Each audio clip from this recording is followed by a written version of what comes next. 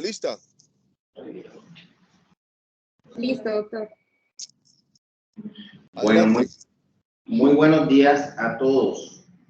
Sé que muchos de ustedes anhelan que presentara algo de espondiloartritis, pero en esta ocasión quiero compartir un caso que me parece de interés general acerca del compromiso ocular, un reto diagnóstico, un caso clínico que vi recientemente, y aprovechando que tenemos personas en formación, vamos a hablar de ello. Mi nombre es Javier Márquez, yo soy internista y reumatólogo, trabajo en el Hospital Pablo Tobón Uribe y tengo una maestría en espondiloartritis y enfermedades asociadas. Esta es la forma como voy a presentarles este caso clínico y aprovecho para declarar que no tengo conflictos de interés. Con frecuencia creciente, el médico reumatólogo es consultado por afectaciones distintas al compromiso articular, mayor complejidad, retos en el abordaje diagnóstico y terapéutico, tanto en el manejo ambulatorio como en el ámbito hospitalario, se ha vuelto cotidiano. El debut o la manifestación cardinal por el compromiso de sistemas como el neurológico, pulmonar, circulatorio, renal, gastrointestinal y tegumentario es motivo de frecuentes interconsultas a nuestro servicio. El compromiso oftalmológico no es la excepción.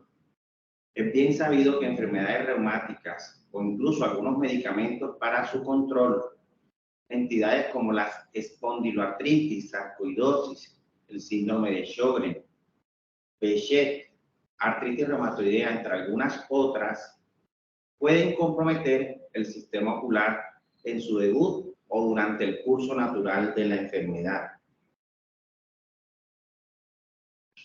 Aquí tenemos algunos ejemplos en esta tabla de condiciones o enfermedades autoinmunes que pueden comprometer el ojo, como también, por supuesto, en ese diagnóstico diferencial entran condiciones infecciosas e incluso enfermedades propias del ojo que pueden hacer pues que se presenten las diversas manifestaciones que podemos observar. Específicamente en las enfermedades autoinmunes vemos un panorama bastante amplio, desde casos leves de conjuntivitis o escleritis hasta graves casos de queratoveitis o uveitis que incluso pueden poner en riesgo la visión permanente de nuestros pacientes. Otra motivación que recientemente en el Congreso Colombiano de Reumatología que se celebró a inicios de año en nuestra ciudad, acá en Medellín, con compañía de los compañeros, de mis colegas, presentamos un caso de compromiso orbitario por IgG4 que no respondía al manejo de primera línea y que con anti-CD20 logramos un control de sus manifestaciones clínicas y excelente evolución. Un caso que vimos en conjunto con el neurooftalmólogo también, el doctor Andrés Castaño. Entonces, el objetivo de esta presentación es mostrarles a ustedes un paciente con compromiso orbitario, con compromiso ocular repetitivo, a quien se le buscó de manera intencionada las enfermedades más comunes de origen reumatológico que afectan el ojo, identificándose finalmente la etiología y tratándose de manera exitosa. Aquí voy a tomar textualmente la nota de inicio de medicina interna como se presentó inicialmente pues el paciente. Es un señor de 67 años, pensionado, comerciante, residente en Sabaneta, casado con 2 hijos. Entre los antecedentes que se destacan, hubo cáncer de próstata en el año 2020, fue manejado exitosamente con radioterapia, está totalmente en remisión. No, en ese momento mencionan que no estaba tomando ningún medicamento.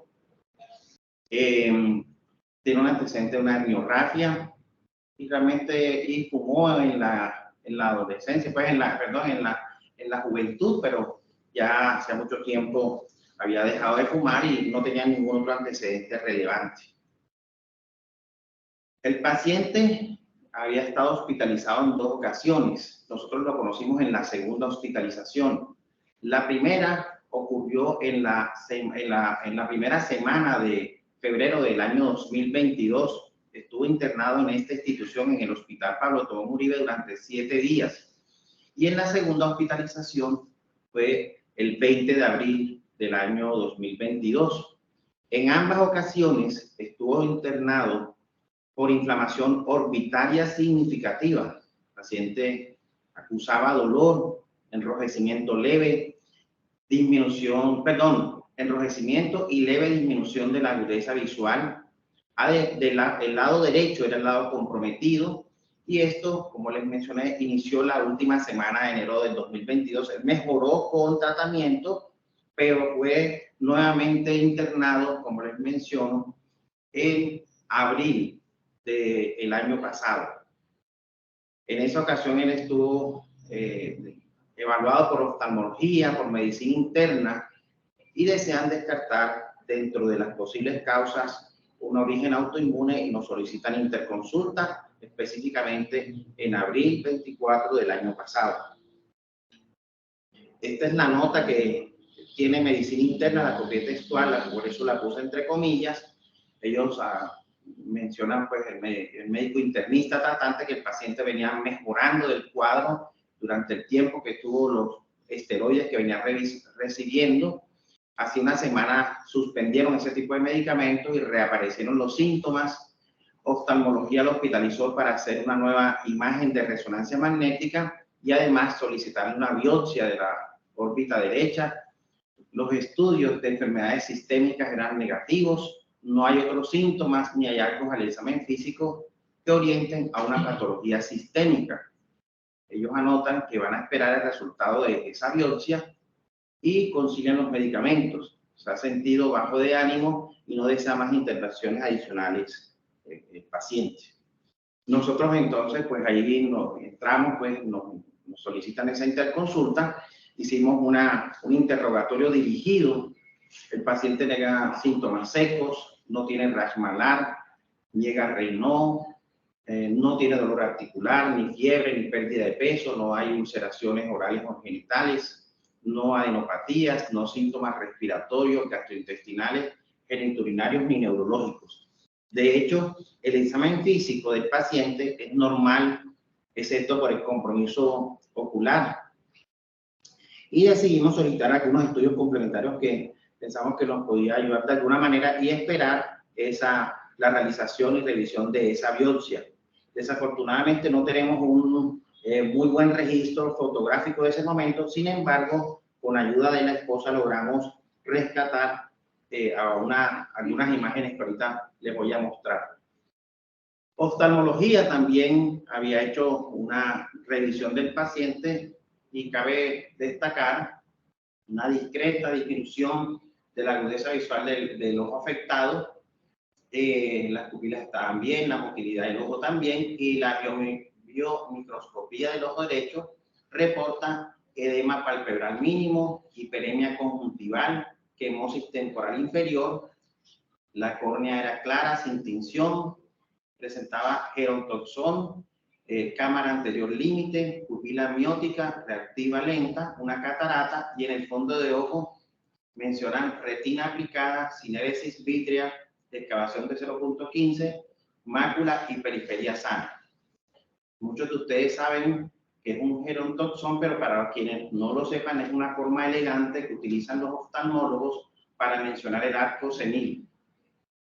Mientras que la cinéresis vítrea se refiere a que, como una presencia de detritus, como esas mosquitas que ven los pacientes, bueno, esos detritus así lo refieren ellos cuando evalúan a pacientes. Esta es la foto que les había mencionado, que pudimos rescatar de más o menos cómo estaba el paciente en esa etapa de inflamación del ojo derecho. Y aquí les muestro los laboratorios más importantes que tenía en ese momento el paciente durante su hospitalización. Como podemos observar, tenía unos estudios de hematología que estaban básicamente normales. Los reactantes de fase aguda, pues no había nada destacable. Una química sanguínea normal, básicamente. Incluso ya al paciente le habían solicitado algunos estudios para evaluar autoinmunidad y algunos estudios también descartando enfermedades infecciosas más comunes.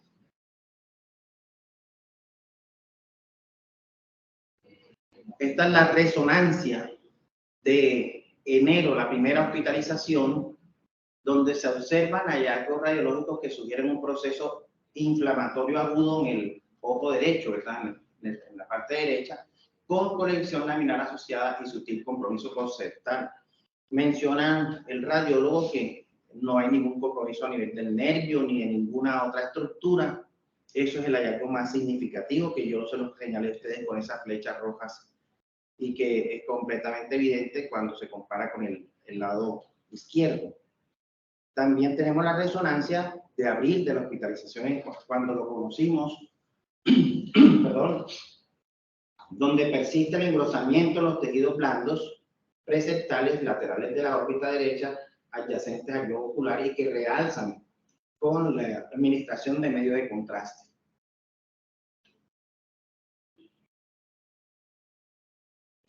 Estos fueron los estudios complementarios que nosotros quisimos incluir porque no los encontramos en el momento de la evaluación. Le solicitamos unos ANCAS que fueron negativos y también la determinación de niveles de inmunoglobulinas, los cuales fueron también dentro de límites normales. Entonces, ¿qué tenemos? En la evaluación de reumatología del 26 de abril del año pasado, paciente de 67 años con enfermedad inflamatoria de la órbita derecha que venía mejorando con la administración de esteroides, que los ANCAS eran negativos, los niveles de IgG4 estaban normales, no había compromiso pulmonar, ni ningún otro síntoma que nos aproximara a una condición reumática. El paciente mencionaba que estaba mucho mejor con el tratamiento instaurado, no tenía ya alteración significativa de la agudeza visual, la inflamación del ojo venía disminuyendo y negaba otros síntomas al interrogatorio dirigido. El examen físico era básicamente normal, excepto por el eritema ocular derecho en proceso de resolución y no tenía pues otros hallazgos, como le mencioné, que destacar. Este era el tratamiento que el paciente venía tomando. Estaba con prednisona, 50 miligramos cada día. Como ahorrador de esteroides se adicionó hacia azatioprina, carbonato de calcio con vitamina D. Estaba con prednisona tópica oftálmica, con carboximetilcelulosa. Se le dieron una serie de recomendaciones y por el buen estado y buena evolución del paciente, se decidió dejar una revisión por medicina interna, oftalmología y reumatología en un mes con laboratorios de control y por supuesto para revisar esa biopsia que se estaba programada. Se da alta por buena evolución. El paciente pues sigue su control, pero por la EPS. La verdad es que no volvemos a tener contacto con él hasta septiembre, finales de septiembre del año pasado, cuando pues lo evaluamos en una consulta externa. Él dice que se siente muy bien, a diferencia de esas hospitalizaciones previas, cuando estaba inflamado, que estaba prácticamente normal, venía con tratamiento que le habían hecho algunos cambios en su EPS con deflazacor, calcio con vitamina D, azatioprina, estaba recibiendo alendronato, carboximetilcelulosa en gotas oftálmicas, y el examen físico era básicamente normal y nos muestra al paciente una biopsia. La biopsia pues que le habían realizado en esa hospitalización, ya nos trae esta documentación donde hace una descripción microscópica. Básicamente muestra mucosa conjuntival con epitelio de revestimiento íntegro, sin ulceración ni cambios displásicos en la lámina propia con algunos focos de infiltrados inflamatorios linfoplasmocitarios. Los hallazgos histológicos observados, por el comentario, son de un proceso inflamatorio con leve a nivel de la conjuntiva, con leve infiltrado linfoplasmocitario y recomienda al patólogo hacer estudios complementarios de inmunohistoquímica.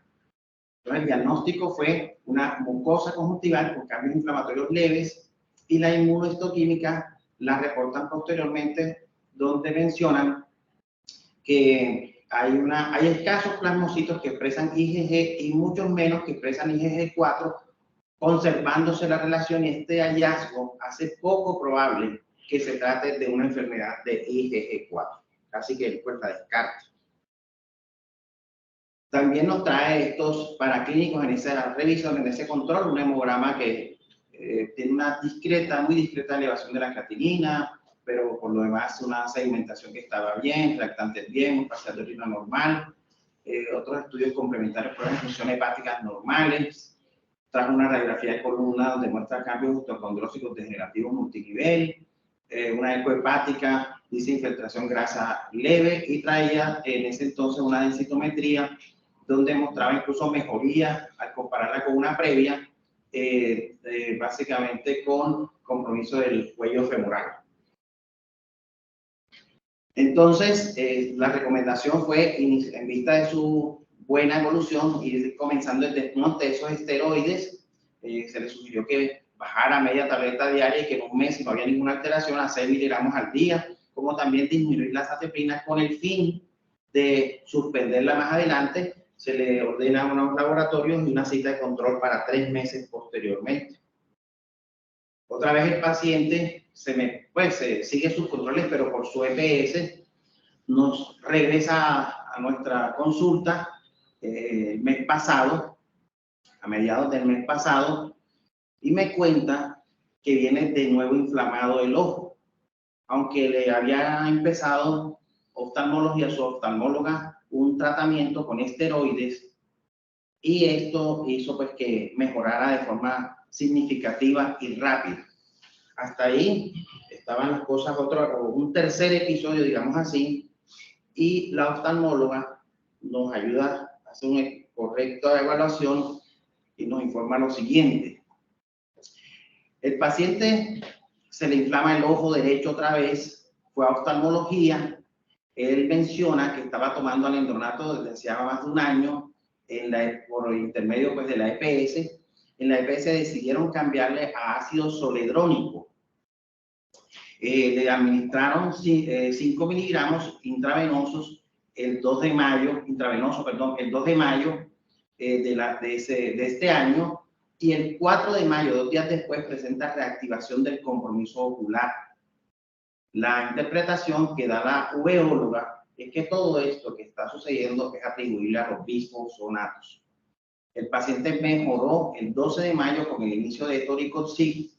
Le administraron también una serie de gotas, además prednisona, todo esto por 7 días, y la respuesta fue inmediata. El examen físico del paciente es normal, y este es el caso que yo les quiero presentar a ustedes. Esto es una foto pues más o menos de lo que le estaba sucediendo en ese paciente. Ya venía mejorando, y quería comentarles justamente de drogas que pueden inducir uveitis. Como ustedes pueden ver, este artículo, que es uno de los clásicos, es bastante viejito, pero muy completo, del año 1998, donde estos autores del Departamento de Oftalmología en Indiana hacen mención a que la uveitis es usualmente causada por infección por entidades autoinmunes, pero también puede ser causada por medicamentos locales o sistémicos, que hay muchos reportes en la literatura. Si eso fue en el año 1998, mencionan los autores que en los últimos 35 años antes de ese 1998, implicaban medicamentos tópicos, intraoculares, perioculares y sistémicos como causa de inflamación ocular. Drogas sistémicas como pamidronato, medicamentos como rifabutin, algunos antifímicos, ibuprofeno, algunos antihelmínticos, sulfonamidas, beta bloqueadores, vacunas e incluso inyecciones de algunos medicamentos como la gentamicina eran agentes causales de problemas oculares.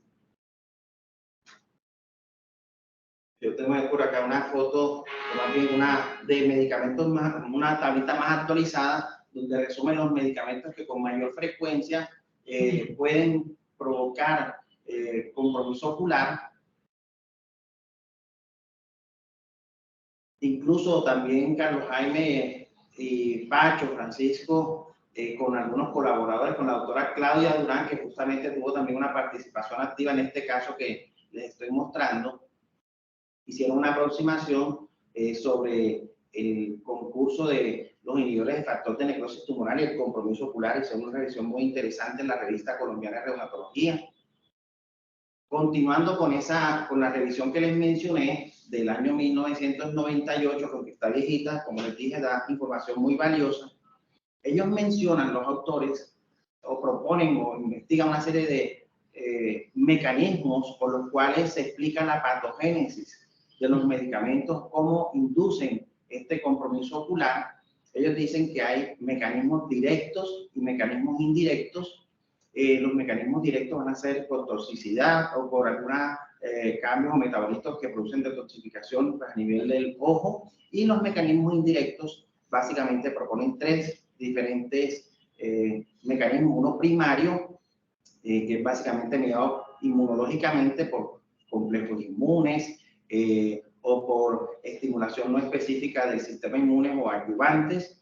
Un mecanismo secundario, como drogas que pueden causar la muerte del microorganismo, es decir, por ejemplo, antibióticos, como una especie de reacción o como la explicación que hacen con las artritis reactivas, que los mismos restos de algunos microorganismos pueden generar esa inflamación a nivel ocular, y otros que están relacionados con la melanina, por efectos de radicales libres o las propiedades cutogénicas de la melanina. Incluso en ese trabajo hacen colación o mencionan con frecuencia un método para determinar los posibles efectos adversos, y mencionan con vehemencia a este autor Naranjo de la Universidad de Toronto. Ellos son básicamente personas que trabajan en farmacología clínica, este grupo de trabajo, y ellos desarrollaron, miren ustedes, en 1981, unos métodos. Acuérdense que en esa época no existía eso del método Delphi, toda la tecnología con los que hacen esa, sino que casi que quitando o eliminando algunas posibilidades, ellos hicieron una serie de preguntas para determinar cuáles eran las características que tenían que tener algunos medicamentos para decir que eran los causales de un problema, de una enfermedad.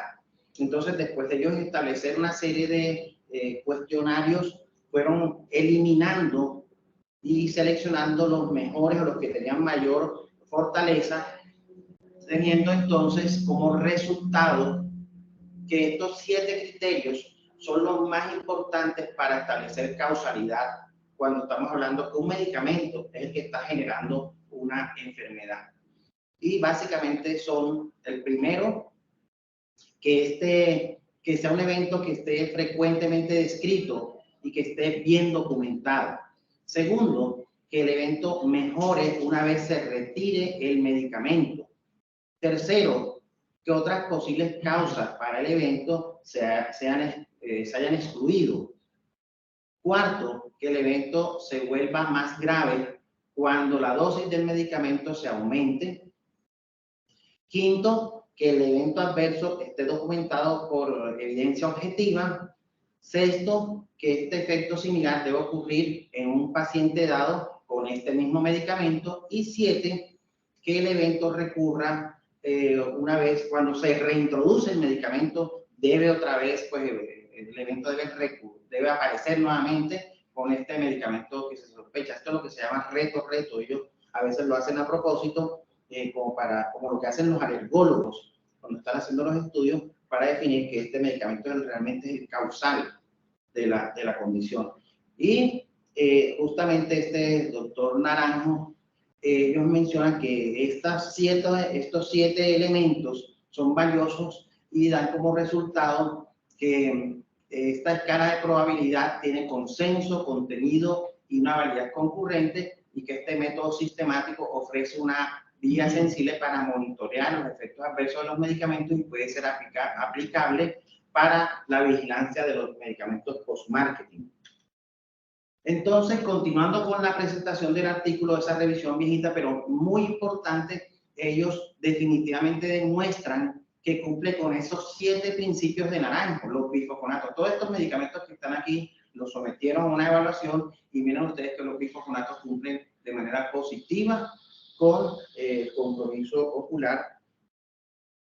Entonces, mencionan también los autores, dan unas luces acerca de la patogenia. ¿Por qué ocurre esto? Entonces, los bifosfonatos han sido asociados a síntomas como fiebre de bajo grado, a síntomas gripales de manera temprana en el curso del tratamiento, que sus componentes se han relacionado a la liberación de citoquinas como la interleuquina 6 e interleuquina 1, que estimulan la proliferación linfocitaria, son ayudantes en la formación de complejos inmunes, y la razón por la que compromete la UVA no es clara, como tampoco la dosis, la ruta de administración, la indicación tampoco es muy clara cómo ocurre todo ello. Por supuesto que uno se queda corto, acuérdense que esto es un trabajo de 1998, nos dimos la tarea de buscar una información mucho más actualizada, pero fíjense que nos da información bastante valiosa los autores, y en este nuevo trabajo que salió en este trimestre, en este primer trimestre del año, de Journal of Ocular Pharmacology and Therapeutics, de estos autores de Salt Lake, de Utah, hablan de los efectos adversos de los bifosfonatos. Hicieron una revisión muy completa de la literatura que también quiero compartir con ustedes, donde ya nos dan una información actualizada y mucho más completa de lo que ocurre con este tipo de medicamentos a nivel ocular. Los autores comienzan mencionando que los bifosfonatos son drogas derivadas de fósforos inorgánicos prescritos para disminuir la absorción ósea por los osteoclastos. Las indicaciones son variadas, desde osteoporosis, Payet, hipercalcemia, malignidades óseas, osteogénesis imperfecta, que la prevalencia en los Estados Unidos de osteoporosis en personas mayores de 50 años aproximadamente cerca del 10%, que hay más de 10 millones de norteamericanos que tienen osteoporosis, y en el 2012 el uso estimado de bifosfonatos en Estados Unidos fue de 26.7 por 100.000 habitantes. Los efectos adversos más temidos, como todos sabemos, es la osteonecrosis de la mandíbula, la incidencia estimada de entre 1 a 15% en los tratados por malignidad, 0.001 a 0.01 en los tratados con osteoporosis, cuyas dosis son menores y menos frecuentes. Las infecciones dentales y sus procedimientos son reconocidos factores de riesgo. Otros efectos secundarios, esofagitis, erosión esofágica, aunque es mínima cuando se siguen las instrucciones correctas para tomarlo. Otras condiciones son la fibrilación auricular, el dolor musculoesquelético importante, hipocalcemia, mucho cuidado con el daño renal, con el síndrome del hueso hambriento, supresión excesiva del recambio óseo.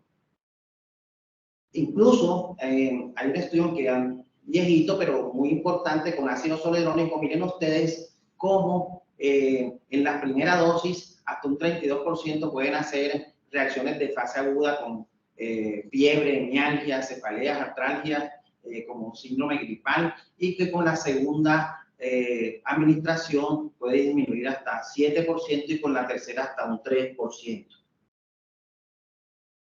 ¿Qué pasa a nivel del ojo con los bifosfonatos? Ellos mencionan que puede existir hasta una incidencia de 0.046 a 1% de compromiso o de problemas oculares con los bifosfonatos, especialmente uveitis anterior e inflamación periorbitaria.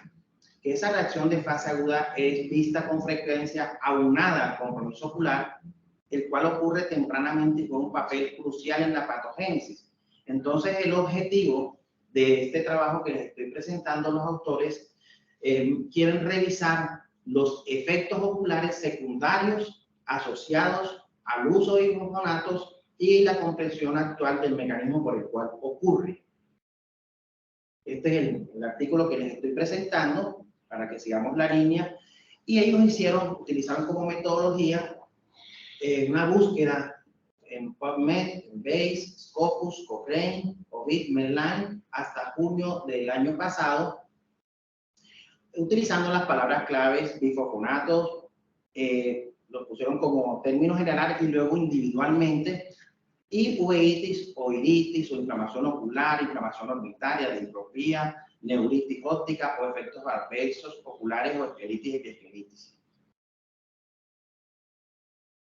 Hicieron un peer review, una revisión por pares de reportes de casos, de estudios prospectivos, retrospectivos, ensayos clínicos y revisiones relacionadas a efectos secundarios y oculares de los bifosfonatos que estuviesen escritos en inglés, español, francés, portugués y alemán.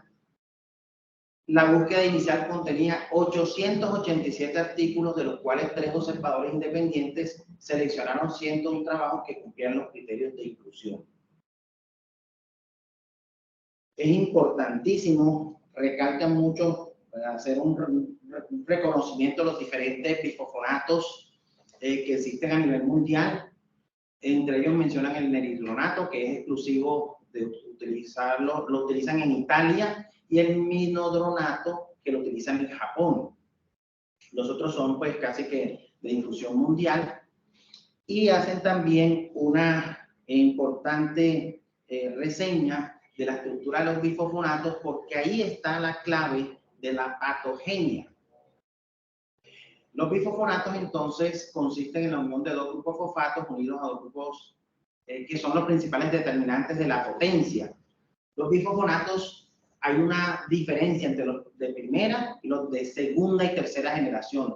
Estos de segunda y tercera generación contienen nitrógeno en esos grupos radicales, lo cual incrementa grandemente la potencia comparado con las de primera generación.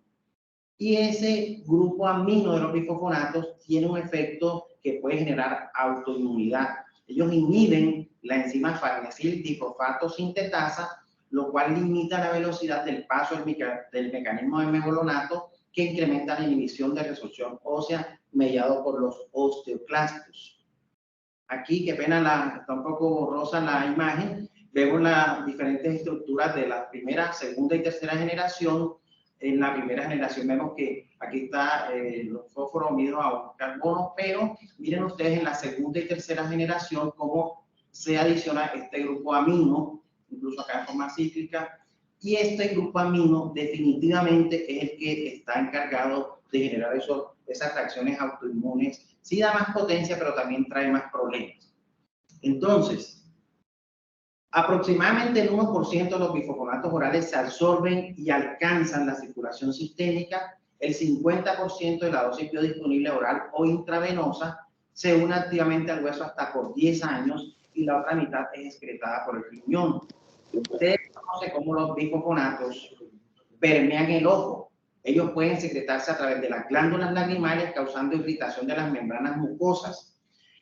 ¿Cuál es el mecanismo, entonces, por el cual los bifosfonatos pueden ocasionar todo estos fenómenos inflamatorios? Ellos proponen que es la polarización de macrófagos M1, que son los macrófagos que tienen que ver con la inflamación, son proinflamatorios.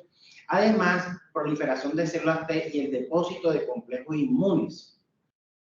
El ácido, toman como ejemplo el ácido zoledrónico, que puede unirse al receptor Toll-like receptor 4 y contribuye a la polarización de esos macrófagos M1, lo que ha sido asociado con un aumento en el riesgo de uveitis anterior aguda. Por otro lado, el subtipo de células T ocurre a través de la inhibición de pasos de la biosíntesis del colesterol, lo cual dispara una acumulación de isopentilpirofosfato. Esta activación de células T libera citoquinas y mediadores inflamatorios tales como interferón e interleuquina 17A, que son mediadores de la reacción de fase aguda presente en los cuerpos iliares y contribuyendo a la fuerte asociación con uveitis anterior. De forma muy esquemática, los autores muestran aquí cómo pues, los macrófagos se unen al bifosfonato, ¿cierto? Mediante receptores, y van a producir entonces todas estas citoquinas inflamatorias y cómo se van a polarizar esos macrófagos con esa tendencia a ser macrófagos M1 que son inflamatorios. Por último, el alto peso molecular de los bifosfonatos contribuyen a la formación de complejos inmunes como componente en la respuesta inflamatoria, y la ruta de administración también puede afectar el tiempo de aparición de los efectos adversos a nivel ocular. ejemplo, los ácidos zoledrónicos o pamidronato, que son de utilización intravenosa, en 1 a 3 días aparecen las manifestaciones, mientras que los bifosfonatos orales toman más tiempo, de 15 a 21 días. Aquí muestran algunos de esa búsqueda, donde los diferentes estudios, los números de casos, por supuesto, mucho más frecuente en mujeres, ¿cierto? Por la cuestión de la osteoporosis posmenopáusica. Con el ejemplo de ácido zoledrónico, también lo hay con alendronato. Y hay también mencionan en la discusión los autores, mencionan este método que es digamos, muy valioso, el método recomendado por la Organización Mundial de la Salud para establecer la causalidad, en donde, acorde si cumplen una serie de requisitos, se define si es definida, probable, posible o improbable esa causalidad de un medicamento con la reacción adversa. Entonces, si cumple una secuencia en el tiempo, si se descartan enfermedades u otros medicamentos, si a ese reto donde si se retira o se reintroduce el medicamento aparece nuevamente el problema, y por supuesto probable cuando no cumple todas las otras posibles, cuando va cumpliendo menos de esos requisitos, ¿cierto? Entonces, unos autores también en este mismo estudio se hicieron la tarea de catalogar a los bifosfonatos. En este trabajo, este autor, Frauenfelder, en el año 2021, en este libro, menciona que hay un efecto definitivo pues, de los bifosfonatos, es que ellos pueden producir disminución de la visión, hiperemia lagrimal transitoria, fotofobia, uveitis, blefaritis, epiescleritis y alucinaciones visuales. Probables: inflamación orbital y edema, defecto en la visualización de colores, posible neuritis óptica, y estos sí realmente no tienen mucha fortaleza, pero se han descrito que está en investigación metaplasia escamosa conjuntival. En esos mismos hallazgos, en esa misma discusión de este trabajo, ellos evaluaron 3 cohortes, pero una en veteranos, esta quizás la más significativa, una que vieron en Colombia Británica, donde establecieron, la prevalencia de uveitis en las personas que usaban bifosfonatos. Miren ustedes, 29 por 100.000 personas usuarias de bifosfonatos con uveitis, y escleritis en 63 de 10.000 usuarios al año, mientras que en esa misma cohorte la prevalencia de uveitis cuando no utilizaban bifosfonatos era de 20 sobre 10.000 y escleritis 36 para 10.000, lo que muestra que definitivamente los bifosfonatos incrementan la prevalencia de estas condiciones. Algunos pacientes, sí mencionan ellos, tenían condiciones inflamatorias subyacentes como Ehrlich Sjögren, y lo que les mencioné que en mujeres era un poco más frecuente, como era de esperarse. También, ya para finalizar, ellos dan algunas sugerencias respecto al tratamiento, porque este es un trabajo que es de interés común, pero realmente fue enfocado para los oftalmólogos. Ellos mencionan, hacen mucho recordar la importancia de revisar los medicamentos que los pacientes están tomando, que el tratamiento debe ser individualizado, pero que el objetivo de ello es prevenir la pérdida de la visión, las secuelas de la inflamación a largo plazo. Y los clasifican, si hay una reacción leve como conjuntivitis muchas veces o epiescleritis, muchas veces van a ser autolimitadas. Sin embargo, si queremos acelerar el proceso, se pueden utilizar AINES tópicos o esteroides tópicos. Si ya la reacción es seria, donde hay escleritis, donde hay uveitis, donde hay inflamación orbitaria significativa, entonces vamos a poder utilizar esteroides parenterales, además de estas medidas tópicas. Si hay uveitis anterior, ciclopégicos para prevenir sinequia, sinequiolisis y aliviar el dolor. Y por supuesto, en todos los casos que tenemos esa sospecha, suspender el bifosfonato y considerar cambiar a tratamientos alternativos como denosumab. Esto es básicamente lo que mencionaron todos los autores. Y yo quisiera entonces concluir esta presentación con la importancia de hacer una buena historia clínica, de hacer una buena anamnesis, los antecedentes, la conciliación de medicamentos, reinterrogar a nuestros pacientes, tener presentes los efectos adversos de los medicamentos cuando vemos síntomas o signos recurrentes atípicos no explicarles claramente por una enfermedad reumatológica. Ante la duda, nosotros podemos hacer una búsqueda intencionada aprovechando que tenemos la web y es imposible recordar todos los efectos secundarios que además salen nuevos a través del tiempo, pero es una ayuda. Y por supuesto, mantener comunicación con los otros integrantes del grupo de manejo multidisciplinario. Por último, mostrarles una foto cómo está actualmente el paciente. Tuvimos permiso para, por supuesto, para publicar todas estas fotos de parte de él y darle las gracias a todos ustedes por la atención de la mañana de hoy.